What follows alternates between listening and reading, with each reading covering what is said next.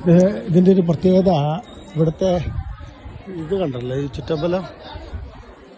ഇതിൽ സത്യത്തിലെ ഇതിനുള്ളിൽ ഒരു 50 ഫാമിലിക്ക് താമസിക്കാനുള്ള സജ്ജീകരണമുണ്ട്. പൂജാരിമാരും കടക്കാരും എന്ന് തുടങ്ങി അമ്പലത്തിൻ്റെ വേലയൊക്കെ ചെയ്യുന്ന ആൾക്കാർക്ക് താമസിക്കാനുള്ള സൗകര്യങ്ങളുണ്ട്. 50 കുടുംബങ്ങൾ, 50 100 കുടുംബങ്ങൾ, 50 അല്ല 100 കുടുംബങ്ങളിൽ കൂടുതൽ ഇതിന് ചുറ്റിനും ഈ അമ്പലവുമായി ബന്ധപ്പെട്ട ആൾക്കാർക്ക് ഇതിനകത്ത് താമസിക്കാം. ഇതെല്ലാം താമസിക്കുന്ന കവാടങ്ങളൊക്കെയാണ്. ചിലതിനകത്ത് ഇപ്പോൾ താമസമുണ്ട് ഓൾറെഡി, ചിലതിനകത്ത് താമസമില്ല. അമ്മ എന്തോ പറയുന്നുണ്ട്. അമ്മ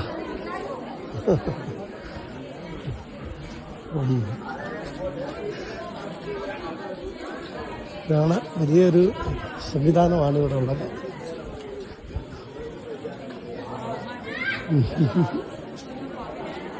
അതെ അതെ,